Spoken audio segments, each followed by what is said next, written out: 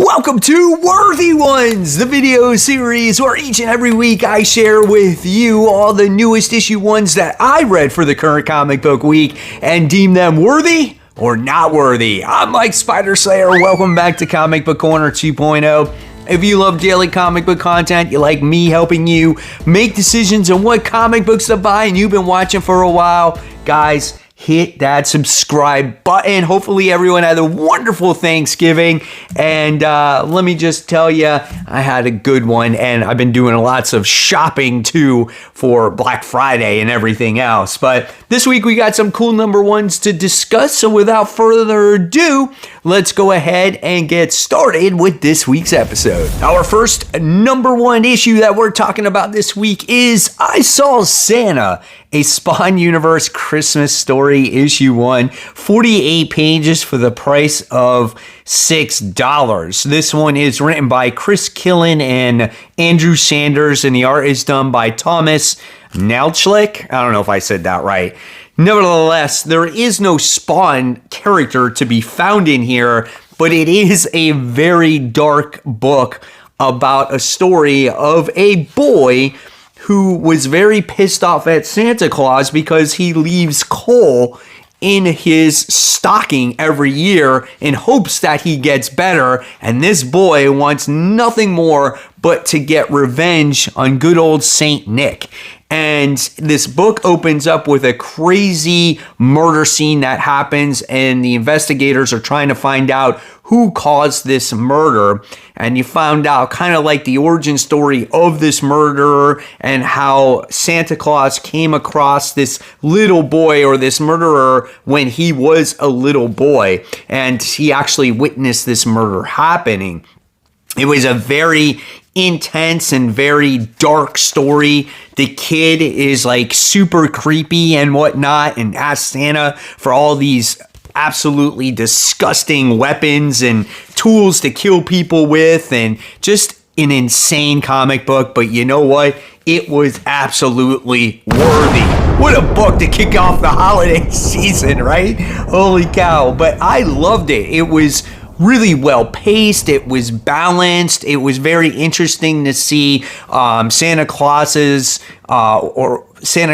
like witness at hand of what happened with this murder when he came to the house. It was just so intriguing. I really enjoyed it, and I'm definitely going to be putting this on my pull list. I gave this one an A+. I did not see this coming whatsoever. A couple people said that this is a copy off of some other story or whatnot. Whether it is or not, I just was glued to the edge of my seat. And this was also had Sam and Twitch in it. So yeah, man, I definitely recommend this story. Batman Green Arrow, The Question, Arcadia, issue 1. This is a 32-page comic for the price of $6. This one is written and drawn by Gabrielle Hardman. And you know what? When you opened it up, I was, surprised. I'm like, wow, this book actually looks good. I love the layouts of the panels and just like the explosions that are happening in here. It seemed very dark and gritty, which, for a Question and a Green Arrow and Batman book, it needs to be, right? Again, it was kind of cool. However, when I'm reading this story, it's set like it was back in time, right? It seemed like maybe a different timeline for Batman and Ollie and the Question. Now, I don't know that much about the Question, don't really read that much about the character. And when the story presented itself, I couldn't find myself really getting into it. I found that it was a little bit scattered, and I get they're trying to fit in the 3 different characters to set up the story at hand. But this one just, I don't know, man. I just couldn't get into it. It just was one of those books where it was like, yeah, you know what? I might have to give it a reread. So for right now, it's not worthy for me because for some whatever weird reason, I couldn't get into the setup on this one. Ollie is just like out of his company. He's been pushed out. He signed this contract and whatnot. So yeah, it was just one of those things. I just couldn't get into it. So I'll give it another try. But for right now, it was very average for me. I think it's one of those books that It's just not my style of comic book. But I will definitely give it another read to see if I will pick up issue 2. Daredevil, Punisher, The Devil's Trigger. This is issue 1. 32 pages, $5. When was the last time that we saw Daredevil and Punisher together, right? So we have the writer and artist here is done by Chris Garazio. Maybe. I like the artwork. I don't think it was like perfect, but I did think it was pretty decent enough to obviously go along with the story. Just like the Arcadia book here, it was very dark and gritty, and I kind of like the tone that it was going for, like in, you know, the sunset, and then it goes into the evening time, and I thought that was kind of cool. In this book, you wind up getting to see Punisher go after this like mob boss, and he had his day in court, but Punisher feels like that this guy needs to die. And of course, Matt Murdock, Daredevil, comes in to try to, you know, save the day and talk to Punisher before he acts. And Punisher obviously gives him the story and kind of like his thought process behind it. And I thought the interaction between the two characters was really good. So I enjoyed that. And then there was this coming together of this particular other crime boss, this female. Her name is Gina Russo or something like that. I don't know, a typical mob boss name. And she gathers like the families together and whatnot, and they come to a agreement to work together because they feel like they're stronger together than apart, and that they can actually run this town together. So this book for me was worthy. I liked it. I feel like it was your typical like street level gangster comic book, but it had Daredevil and Punisher in there, and I don't think that's anything wrong with it. You know, I thought it was kind of fun. So definitely looking forward to the second issue here. Dynamite, Blood Red, issue 1. This book was 32 pages for the price of $5. It's written by Fred Van Lente. This came as a blind bag where you get a blank cover and then you get a random cover. The cover I wound up getting for this one was this one right here, which I think is actually a pretty good book, or a good looking cover. And as for the story, I really wasn't like out to get it for the story as actually to get it for the cover, but I read it anyway.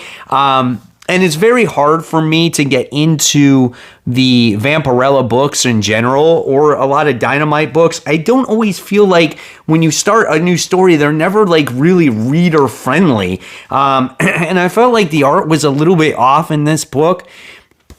And there was some kind of like zombie apocalypse going on with men, right? And the women still seem to live here. And Vampirella is a investigative detective. There's some random other characters that are in this book as well. I think one of the characters' names was Purgatory.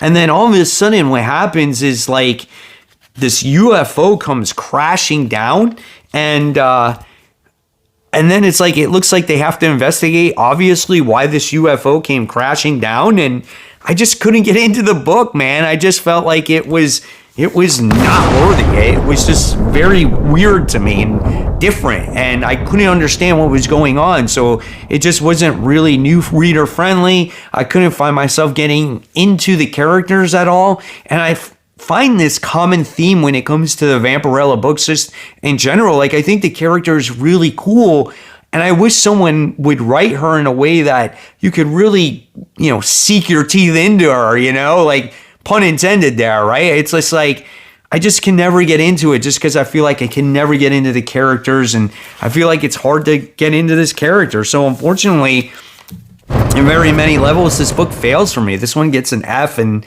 I won't be continuing it, unfortunately. Deadhead issue 1. This is, I don't know who this is published by, but this one is 24 pages for the price of $5. Written by AC Medina and Gabriel Fonesca. is the artist here. So if you're a slasher fan, I think you're going to like this book, as it does pay homage to many different slasher movies out there. And we have this particular character right here who is going after all these slashers, right? And the artwork is very intense. It's in your face. There's not a lot of dialogue, but the book does do its job on explaining on exactly what is going on here and how this particular character is using VHS tapes or whatnot to track down its killers. I thought it was actually really a lot of fun. And again, not much to the story, but I did find it worthy. And if I have the opportunity to pick up a second issue of this, I definitely want to see where it does go, because it just is a fun little slasher book. It's one of those books where if you read a very heavy story for the week, this one can kind of decompress. It's a palate cleanser, and you're like, wow, that was kind of fun. So yeah, at the end of the day, listen, was it the best thing in the world? No, I'm going to give it a B-, but I am intrigued to see how it would continue.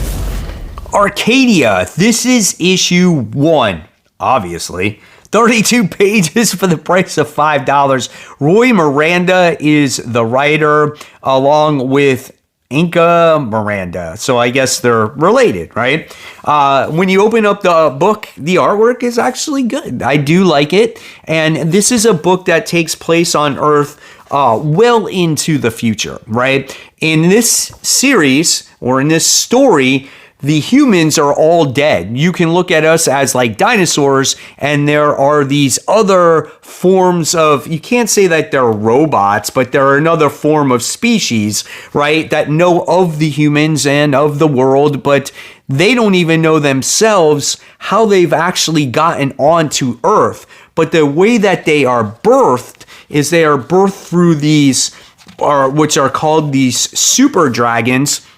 And they pop out of these robots here. And then there's this particular other big ass species that is trying to annihilate them, right? But they use these inhibitors to keep them invisible from these creatures or whatnot. So there is a lot of lore that goes into this comic book, but the way it was paced was really well done.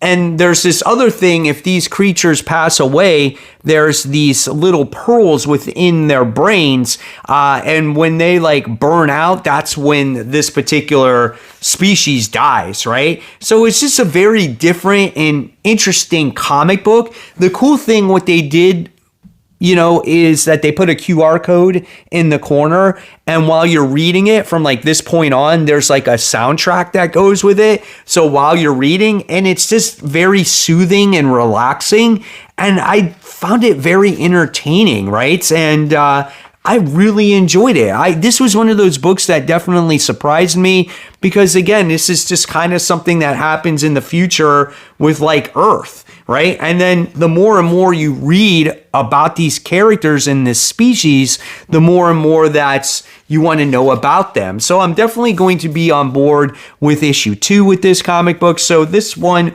was worthy. Again, it's just something fun, something different, and what I like about it is they're trying to make it more engaging or more interactive by putting the QR codes with it. And I'm going to check it out. So I gave this one a solid B. Looking forward to more. Here we are, the book that we've been waiting for a little while now. This is the Infernal Hulk issue 1. This one is 32 pages, $5, written by now Marvel's exclusive writer, Philip Kennedy Johnson, and the artwork is done by Nick Klein. Listen, when Nick Klein does the artwork in this series, or in the Hulk series just in general, you have to admit that this is probably one of the top 5 illustrated or drawn comic books out there on the stands today. This is a perfect example of it.